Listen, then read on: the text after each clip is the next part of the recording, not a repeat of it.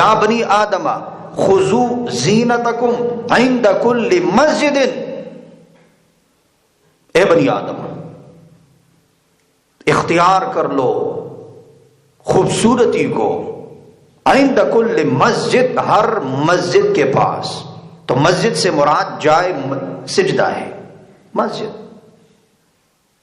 اور مسجد میں دوسری معنی جو ہے وہ کیا ہے؟ عبادت، کیونکہ مسجد جگہ ہے عبادت کرنے کی. تو ہر عبادت کے لیے جب آؤ تو اپنے آپ کو خوب آراستہ پیراستہ کرو. امام مالک رحمۃ اللہ علیہ کے بارے میں پڑھا ہے کہ روزانہ جو ہے وہ نیا سوٹ جو ہے وہ سلوا کر جو ہے وہ درس حدیث کے لیے بیٹھتا تھا، اور جب کل جو ہے وہ نیا سوٹ جو ہے وہ سلواتا تو وہ پرانا جو ہے کسی غریب کو دے دیتا کہ نبی علیہ الصلوۃ والسلام کی حدیث کو میں پڑھ رہا ہوں نئے نئے کپڑوں میں. واہ. امام ابو حنیفہ رحمۃ اللہ علیہ کے بارے میں جو ہے وہ روایت میں ہے کہ جس چادر کو اوڑھ کر جو ہے وہ درس قرآن جو ہے وہ یعنی درس حدیث یا درس قرآن یا فقہ کی جو ہے وہ تعلیم دیا کرتے تھے، تو اس زمانے میں وہ 500 پاؤنڈ کی چادر تھی. اس زمانے میں جو ہے وہ کیا تھی؟ 500 پاؤنڈ. اس کی چادر کو اوڑھ کر جو ہے وہ کیا کرتے تھے؟ وہ آ کر مسند پر بیٹھ کر لوگوں کو پڑھاتے تھے. تو کیا ہے؟ ظاہری خوبصورتی بھی ہونی چاہیے. تم جانو کہ یہ قرآن کا طالب علم ہے، قرآن کے لیے آ رہا ہے. اور دوسری بات کیا ہے کہ تم باوضو ہو کے آؤ، مکمل طور سے جو ہے وہ تم متوجہ ہو کے آؤ باوضو. عورتوں کے لیے کیا ہے؟ اگر عورتوں کو جو ہے وہ بیماری ہے جس کی تفصیل انشاءاللہ دوسرے پارٹ میں ہم آپ کے سامنے پڑھیں گے، مینسس کی صورت میں ہے تو وہ قرآن کو ہاتھ نہ لگائے. قرآن سن سکتی ہے، قرآن کو پڑھ نہیں سکتی. قرآن سن سکتی ہے، قرآن کو بطور قرات پڑھ نہیں سکتی، بطور دعا پڑھ سکتی ہے. کچھ الفاظ ربنا آتنا فی الدنیا حسنہ، یہ قرآن کے آیات بھی ہے مگر الفاظ دعا بھی ہے، تو بطور دعا اس کو پڑھ سکتی ہے. اگر کوئی اس صورت میں آ جائے تو پڑھ سکتی ہے، قرآن کو ہاتھ نہ لگائے. کاپی کے اندر جو ہے وہ تفصیل لکھے، معنی بھی لکھے، تفصیل بھی لکھے، اور اس کے بعد جب وہ غسل کر جائے، پاک ہو جائے، تو حالت طہر میں جو ہے اس کو قرآن میں چڑھا دے. کیا کر جائے؟ قرآن میں جو ہے وہ چڑھا دے. کچھ عورتیں جو ہے وہ دستانے پہن کر جو ہے وہ قرآن میں لکھتی ہے. ازروی شریعت جو ہے یہ ممنوع ہے.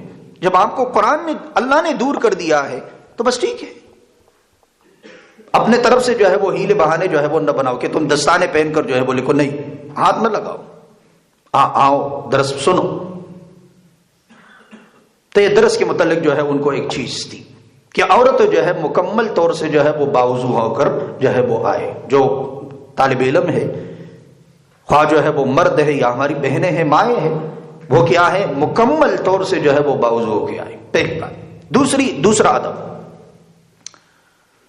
دوسرا ادب ہے تصحیح نیت. دوسرا ادب کیا ہے؟ تصحیح نیت، نیت کی اصلاح. کس کی اصلاح؟ نیت کی اصلاح. ہر ایک طالب علم جو ہے وہ اللہ کی رضا کے لیے آئے گا. کس کے لیے جو ہے وہ آئے گا؟ اللہ کی رضا کے لیے.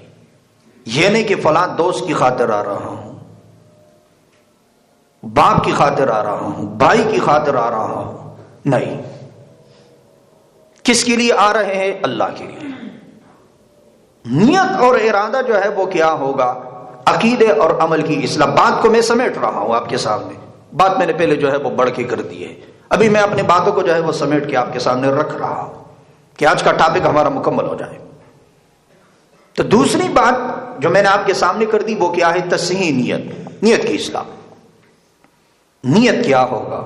بحیثیت قرآن والے نیت یہ ہوگا کہ اللہ ہمارے عقیدے اور عمل کی اصلاح کر جائے. اللہ میرے عقیدے اور عمل کی اصلاح کر جائے. اللہ جو ہے مجھے سیدھا راستہ جو ہے وہ دکھلا دے.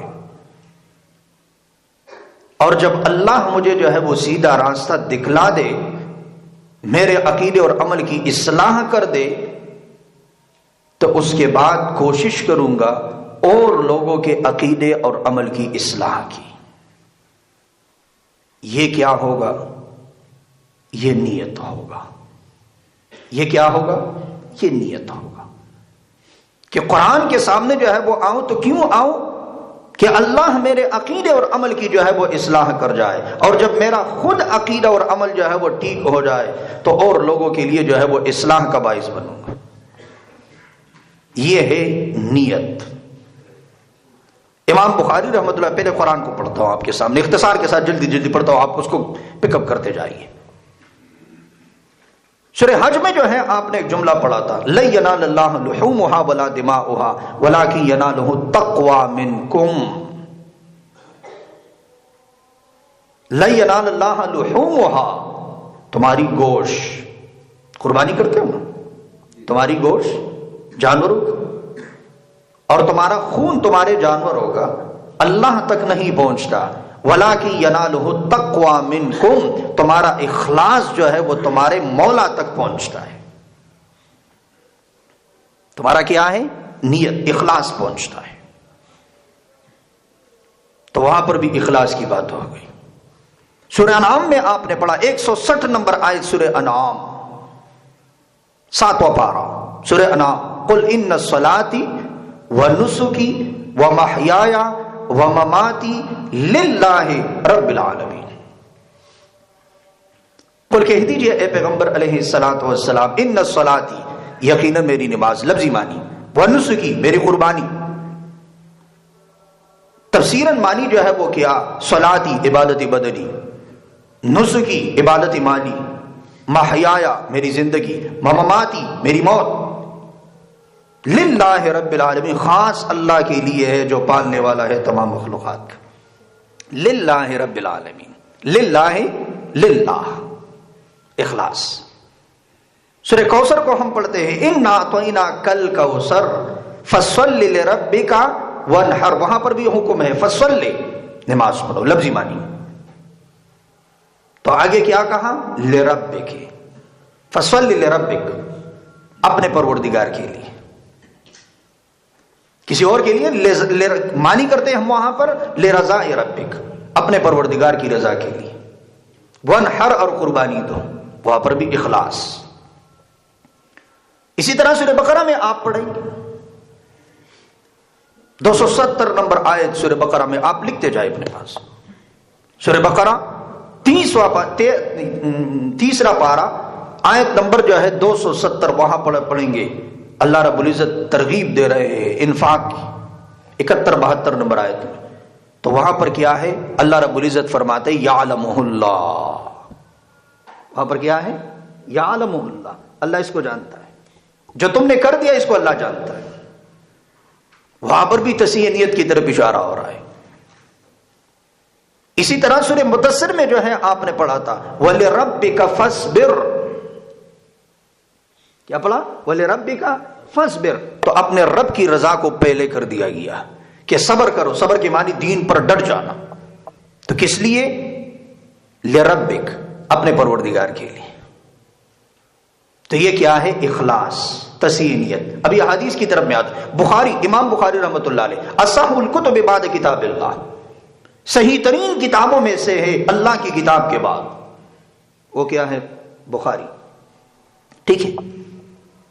امام بخاری رحمۃ اللہ علیہ اپنی کتاب میں جو ہے امام حضرت عمر رضی اللہ تعالیٰ عنہ کی حدیث سے شروعات کرتے ہیں، جس کو محدثین کرام غریب روایت سے جو ہے وہ تعبیر کرتے. اس کی مثال میں اس کو ذکر کیا جاتا ہے. حدیث کی جو ہے وہ، یہ اپنا ایک فن ہے حدیث، اس کا جو ہے وہ اپنا جو ہے وہ دنیا ہے. امام حاکم رحمۃ اللہ علیہ، اس کی کتاب کا نام ہے علل الحدیث. اس کے اندر وہ ذکر فرماتے ہیں کہ حدیث یہ 49 اقسام پر مشتمل ہے. اس میں سے ایک قسم جو ہے وہ کیا ہے؟ غریب، جس کو صرف ایک راوی جو ہے وہ ذکر کرتے، باقی کسی نے ذکر نہیں کیا صحابہ میں سے، اس کو غریب کہتے ہیں. تو وہ کیا ہے؟ انما الاعمال بالنیات. مشہور ہے، ہم بچپن سے پڑھتے ہیں، غالباً میں نے 3ری-4تھی میں پڑھا ہوگا، آپ نے بھی. تو حدیث ہے انما الاعمال بالنیات، اعمال کی قبولیت کا دار و مدار نیتوں پر ہے. کس پر ہے؟ نیتوں پر ہے. نیت صحیح ہوگی، نیت کے اندر جتنا اخلاص ہوگا اتنا عمل بھی جو ہے بڑھ کر ہوگا. اجر و ثواب کے اعتبار سے اگر عمل کے اندر اخلاص کم ہوگا تو آپ کے اجر و ثواب میں کمی آئے گی. اسی طرح حدیث میں ہے نبی علیہ الصلوۃ والسلام فرماتے ہیں ان اللہ لا ينظر الی صورکم واعمالکم، اللہ تمہاری شکل کو نہیں دیکھتا، تمہارے اعمال کو نہیں دیکھتا کہ اگر شکل سے خوبصورت ہو تو عمل کو قبول کرے گا، ولکن ينظر الی قلوبکم واعمالکم، اللہ تمہارے دلوں کو دیکھتا ہے، اس میں اخلاص کو دیکھتا ہے، اور اس اخلاص کی بنیاد پر جو تمہارے اعمال ہے اس کی طرف دیکھتا ہے. اسی طرح جو ہے وہ تیسری روایت میں پڑھتا ہوں جو مشہور روایت ہے بخاری کی کہ قیامت کے دن جہنم کی آگ کو جن 3 لوگوں پہ بھڑکایا جائے گا، ایک اس میں سے شہید ہوگا. کون ہوگا؟ شہید، دوسرا سخی، تیسرا قرآن کا عالم. عمل کے اعتبار سے تو کافی بڑھ چڑھ کے ہے. شہید کو کہا جائے گا، یہ تفصیلی روایت ہے.